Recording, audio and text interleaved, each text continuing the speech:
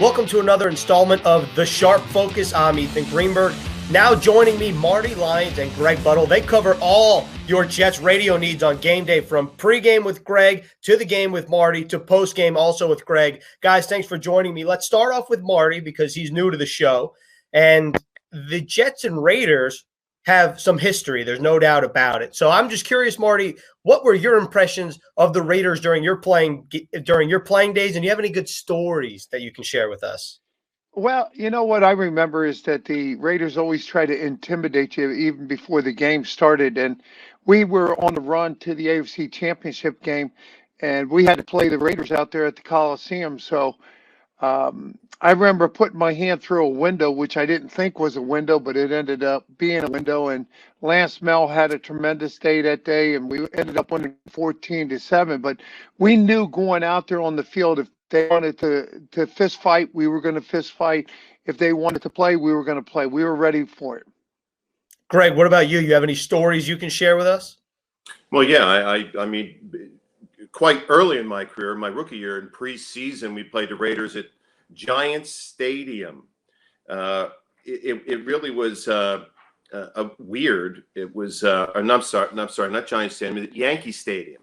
We had a preseason game at Yankee Stadium, and we ended up playing the Raiders on Monday because of a hurricane, and then the Giants on Wednesday. So it was really weird, or vice versa.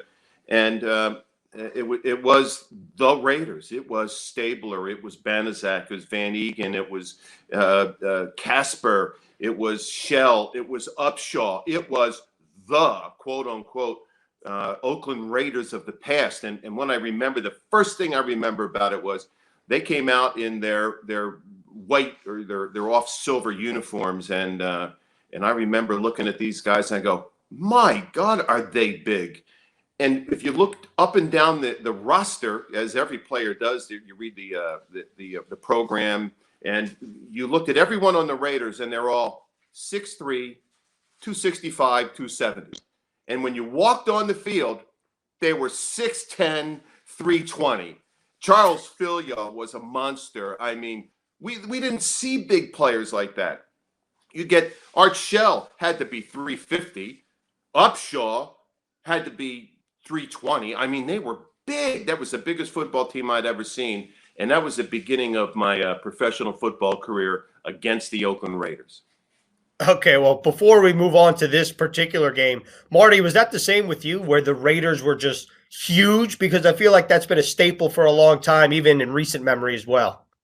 Yeah, they were oversized, and John Matuzak was huge.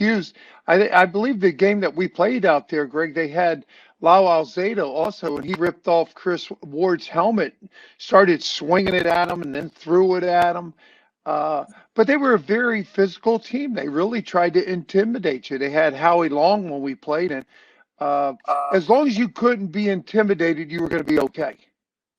All right. Well, let's move on to this week's game. Last year, about a year and a week ago, the Jets welcomed in the Oakland Raiders for the final time to MetLife, and the Jets won that game 34-3. Now they welcome in the Las Vegas Raiders for the first time. Marty, let's go back to you. What do you think worked well in last game? Particularly, I know that there's a whole lot of differences between each season, but Sam Darnold is back. He's going to be playing this game against the Las Vegas Raiders. He had a good year or a good game last year against the Raiders, 315 yards and 2 touchdowns. And that Raiders defense is predominantly the same, especially on the outside. But this Jets receiving core is different with Rashad Perriman and Denzel Mims. What can you expect from Sam Darnold in this game? And do you think he'll have more opportunities to push the ball downfield? Well, Ethan, I think he's going to have that opportunity, but I think you got to look at the Raiders and realize that they're in the hunt. They're looking from the outside in, but they're 6-5. They just got embarrassed down there against the Falcons, 43-6. Here's a team that beat and gave Kansas City Chiefs their only loss this year. So it seems to me like watching them on tape, they have the tendency to play to the level of their competition.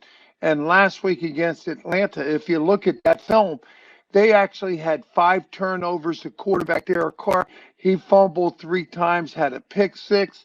So they played down, But then again, you look at the Falcons, you don't want to take away any credit from them. They played up. And I think John Gruden is going to have this team ready to play the Jets, knowing that they cannot afford to lose anymore.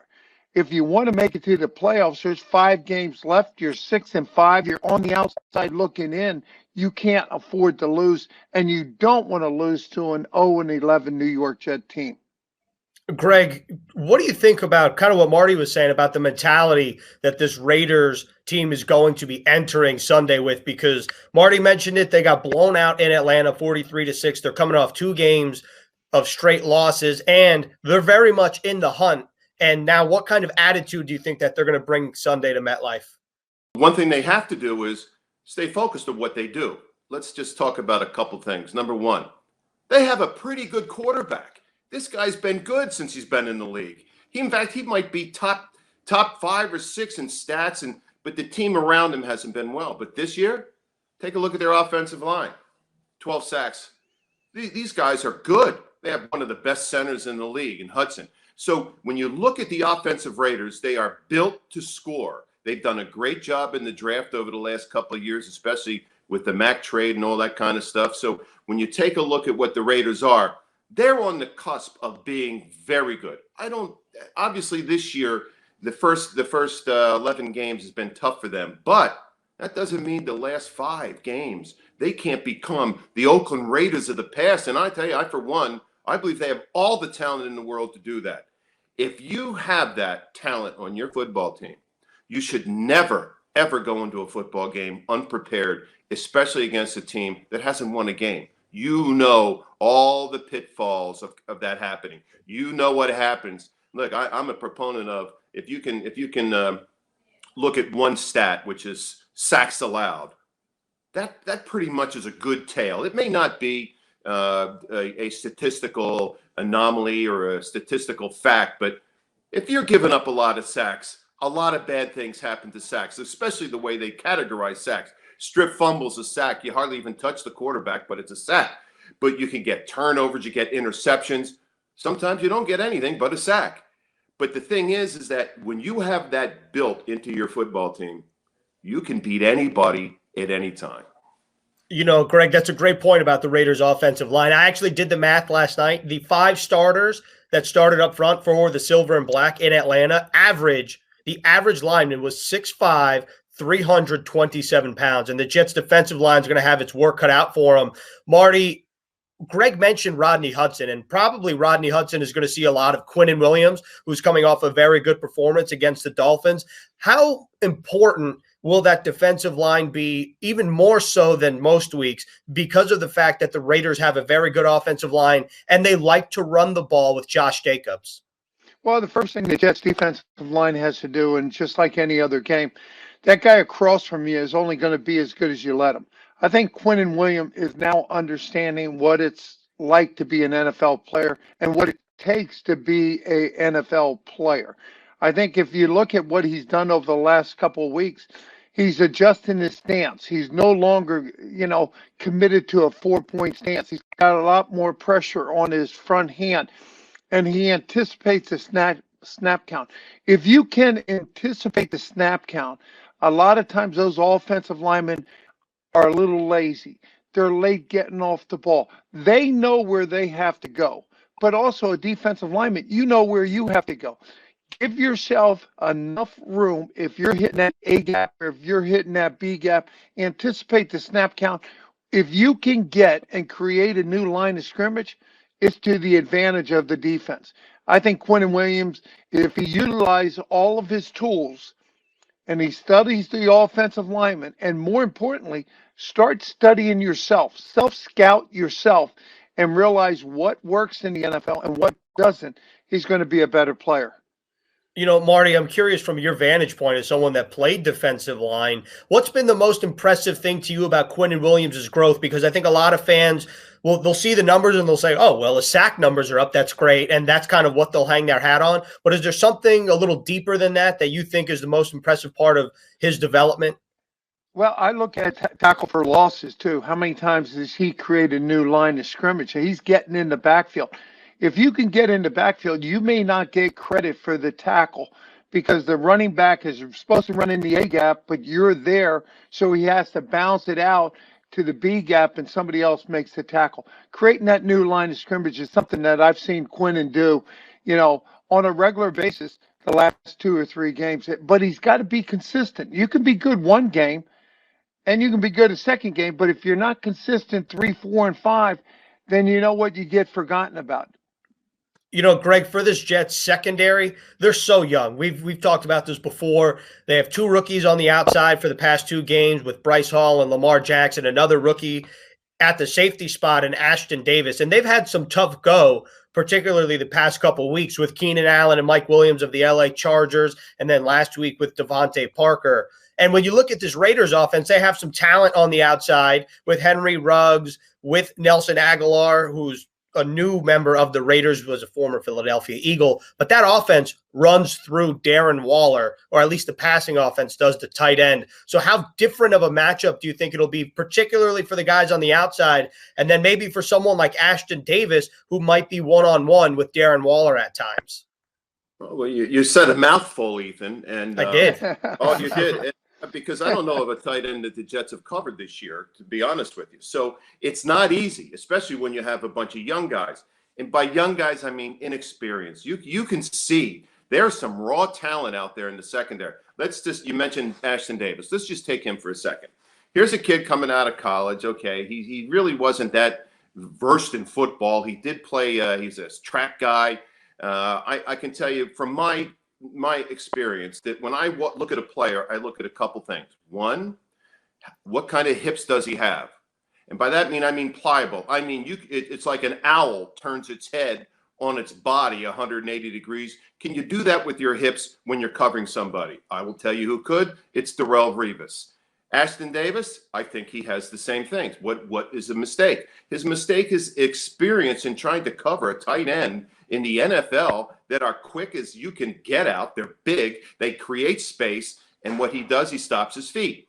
And what happens is when you're in college and you're playing, you can stop your feet, have a picnic, and still cover the guy. But in the NFL, different story. You have to be quick at the point of attack and quick out of the attack. And that's the one thing that experience will teach in Ashton Davis. And you could see how he covered the one tight end where he was wide open last week. Ashton Davis could be a very, very good safety in this league. Those are some little things that he has to adjust to. You talk about corners. If I told you one of the great things about Darrelle Revis, he had his hands all over you like a cheap date.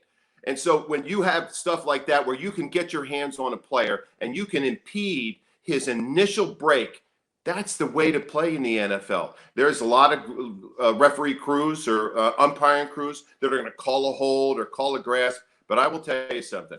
When you see players, you see great players out there, they have great hips, they have great hands, and they know the play that's being run against them. That comes with experience in that secondary. Well, jumping off the experience part, Marty, how important – can you kind of try to describe to us the difference between practice reps and how important game reps are? Because Adam Gase has said many times, the more experience that the guys like Ashton Davis and Bryce Hall get, the better they're going to be. Just how different is and how important are live game reps to better your development? Well, it's the only way to develop, Ethan, and I think Craig would agree. You know what? You go against the same guys every single day at practice, you learn their tendencies. And a lot of times at practice, there's always a little give and take. You know what? I'm going up against Teddy Banker. He's not going to go as hard as a guy on Sunday. But what Greg was saying, too, is if you take time and you study and you learn the plays that they're going to run in certain situations, 1st and 10, 3rd and 7, what side of the field are they on? What formation do they come out? You have a big advantage defensively just by knowledge. But every given Sunday, you're lining up against somebody you don't know, you didn't practice against, and all you did was watch on film. You're going to learn from your mistake. I agree with Greg. I think Davis is going to be a great player. The only way for him to get better is to make mistakes on Sunday and learn from them. Don't get depressed. Don't get down on yourself. It's all part of the progress of becoming an NFL player. You just have to develop into that player. And I don't think you develop Monday through Friday. Monday through Friday, you learn, you study, you learn on Sundays. All right, I love it.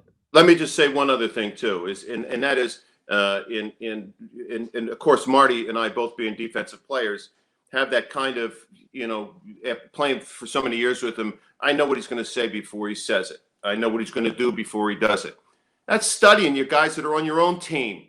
I mean, you have to know what the guy in front of you and the guy behind of you are doing, not just what the offense is doing, but what your team is. What is your defensive scheme? What are the weaknesses of your defensive scheme? And what's going to happen in this play? Okay, they're going to attack this area, and if they change it, then I know they're going after the weak part of the area. It gives you that advantage. Marty also said one other thing that I am a firm believer in. You can't make the team being injured or just being in practice. You got to get thrown out on that football field, and you've got to play against real live action and understand that the mistakes you make, don't make them twice. When you get those type of players, you're gonna see a team that explodes. You just can't be sitting on the back and thinking, "Oh, that kid was great in practice. He's going to be great in the game." All right. Well, now let's talk about this Jets offense, because I feel like we've covered the Raiders offense and the Jets defense. Sam Darnold in his return to action after missing 2 games with a shoulder injury. Not a great game against the Miami Dolphins. They have a tough defense to go against. We know that. But this Raiders defense is 27th against the pass, and Sam Darnold, like I said earlier, should have opportunities. What do you expect, Marty, from this Jets receiving core going up against a Raiders defensive back group they haven't been great this year? Well, they haven't been great, but that doesn't mean they won't be great on Sunday. If you go into the game thinking that and not respecting the Raiders defense, it's going to be a long afternoon. These guys are going to be very physical. I expect the Jets offense, especially the wide receivers, they got to find a way to get separation. They got to get separation from the corners, from the safety. I'm a true believer, too, that they've got to find a way to utilize their tight ends. Chris Herndon, Ryan Griffin, they got to be part of the offense. They can't just be thrown in there because your offensive lineman can't protect Sam Darnold. If you're only going to throw out your wide receivers and your guys in the slot position, and you're not going to utilize the tight ends, move the ball down the field, then why not throw in 2 more offensive linemen, let them report their numbers as eligible receivers, and try to protect Sam. Sam's got to go and make his reads. If the first receiver's not open, flip it to the second, flip it to the third. I believe that there was plenty of opportunities last week against the Miami Dolphins that Sam just missed the receiver down the field. He stayed on one guy. He made a mistake. He didn't want to make 2 mistakes. And as a result, I can remember Jamison Crowder. He was running a skinny post. He was wide open, but Sam never got to him. So I think you got to play complementary football. First, you got to protect Sam. Then Sam's got to make the right read. But your receivers, they have got to help out the quarterback by getting the separation so that Sam can find them and deliver the pass. And then once you deliver the pass, Ethan, you got to catch the ball. You just can't, "Oh, wow, I missed the ball." No, you get paid to run the pass route. You get paid to catch the ball, help your quarterback out. All right, Marty, let's end with you. Final question of the Sharp Focus. What's been your impression of the 3 receivers, the 3 projected starting receivers with Brashad Perriman, Denzel Mims, and Jamison Crowder? Greg just mentioned it. It wasn't until, I guess that was a couple weeks ago that they all played together for the first time, which is crazy to think about. But what's your impression of those 3 guys? Well, number one, I think they're all very talented athletes. I think number 2, there's something you can't teach. They all have speed. When you look at Jamison Crowder, when he didn't have Mims or Perriman, he was the go-to guy. He was the target guy. Last couple of weeks, those targets have been limited, so is his receptions. I love Mims. I think he's a great guy. I think he could be another Al Toon, but he's a long way from being an Al Toon. You have to be out there on the field. And Greg said it earlier. There's a difference between being injured and being hurt. And a lot of times you've got to push through the injuries where you got to push through that pain so you can be out there on any given Sunday. But I think these guys have a great future in the NFL. I do agree with Greg. If you can stretch the field, throw the ball out there, you throw it 40 yards, throw it 50 yards, even if it's incomplete, you know what? That secondary has to loosen up a little bit. When you have 8 men in the box, like the Dolphins did, and they said to the Jets, okay, you got your tight ends in, you got Frank Gore back there. We know you're going to run it. And Sam comes up to the line of scrimmage and he sees 8 men in the box and you just don't have enough guys to block the guys that they have. You got to audible out of it and take advantage of the playbook and take advantage of the situation that you're in to get you out of a negative play or a negative situation and put you into something that could be positive. And that is how we wrap up the Sharp Focus. Marty, Greg, thanks a lot, and we'll see what happens Sunday at MetLife.